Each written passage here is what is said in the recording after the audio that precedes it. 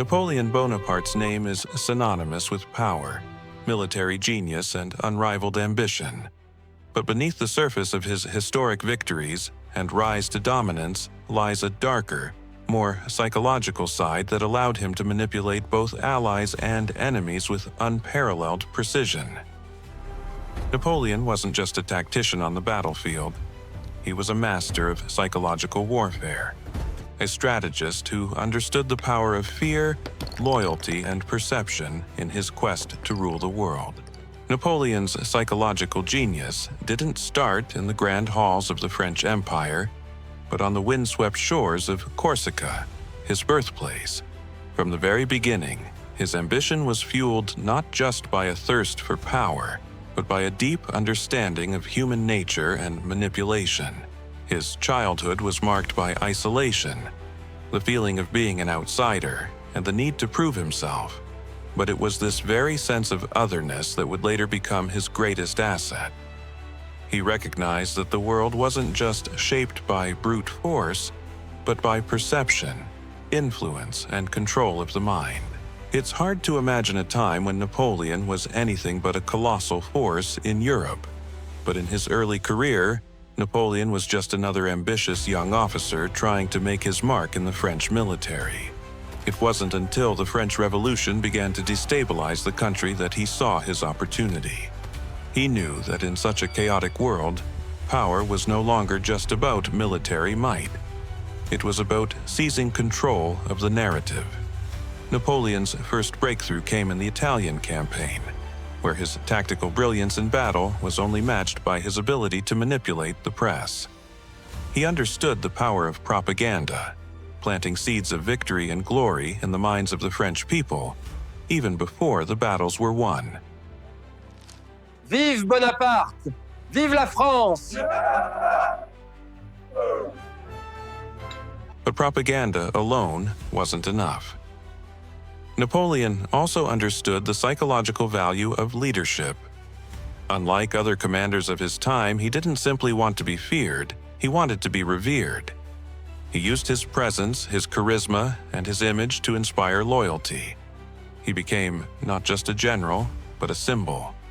Soldiers under his command didn't just fight for victory. Soldiers, forward! To victory!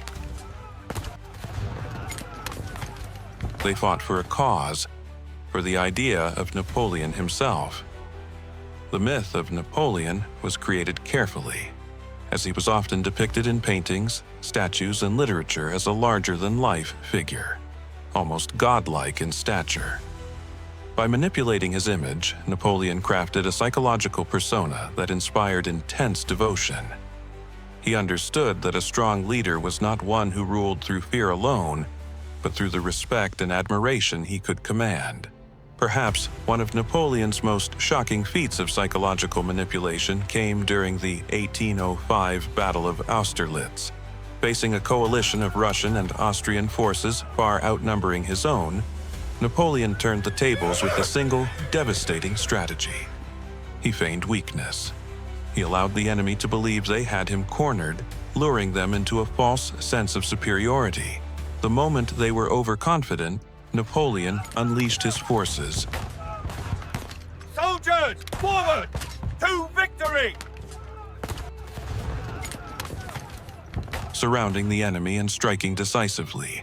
This battle demonstrated Napoleon's mastery over the minds of his opponents. He made them think they were in control when, in fact, they were already defeated. Even in times of defeat, Napoleon remained a master of psychological warfare. In 1812, after his disastrous campaign in Russia, he returned to Paris to face widespread criticism and military failure. But instead of retreating into obscurity, he skillfully manipulated the public's perception of the situation.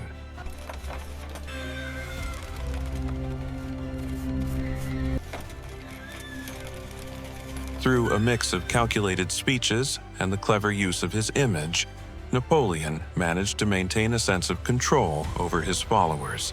He used the narrative of his campaign to cast himself as a hero who had been betrayed by circumstances, not by his own failures. Even when faced with the collapse of his empire, he was still able to manipulate the perceptions of the people, maintaining his power for as long as possible. Napoleon's manipulation wasn't just limited to his enemies or the public. His relationships with his allies and subordinates were also shaped by his psychological tactics. He understood the value of loyalty, and he knew how to extract it from those around him. He used rewards. The rations, sire. They are not enough. The men are hungry. And the promise of power to keep his officers and soldiers loyal to him. But he also understood how to deal with disloyalty swiftly and decisively. He once said, "In war, the moral is to the physical as 3 is to 1. His ability to control the morale of his forces and the psychological landscape of battle was his greatest weapon. But Napoleon's genius wasn't just in the way he manipulated people. It was in how he created a system that continued to work in his favor long after his reign. His legal reforms, including the Napoleonic Code, were designed not just to bring order to France but to leave a lasting psychological impact on its citizens. The code was a symbol of Napoleon's vision, and through it, he created an entire system of law that would persist long after his defeat. This was not just about controlling a country, it was about controlling the future. By embedding his image and ideas into the very fabric of society, Napoleon ensured that his influence would be felt for generations to come. But, as all great figures in history know, even the most brilliant minds must eventually face the consequences of their actions. Napoleon's downfall came in the form of his relentless ambition, his overextension, and the very psychological tactics that had once made him so successful. His decision to invade Russia, his disregard for the strength of his enemies, and his increasing isolation led to his eventual defeat. Yet, even in exile on the remote island of St. Helena, Napoleon continued to shape his own narrative, manipulating the stories told about him, maintaining the myth of his genius, and ensuring that his legacy would live on long after his death. Napoleon Bonaparte is a testament to the power of psychological warfare, not just in battle, but in shaping the course of history. His understanding of human nature, his ability to manipulate perception, and his skill in creating myths and narratives allowed him to conquer empires and influence generations. Napoleon wasn't just a man of war, he was a master of the mind. He knew that to rule the world, he needed to control not only the battlefield, but the minds of those who fought in it, those who supported him, and even those who would never meet him. It was through his psychological genius that Napoleon became more than just a conqueror. He became a legend.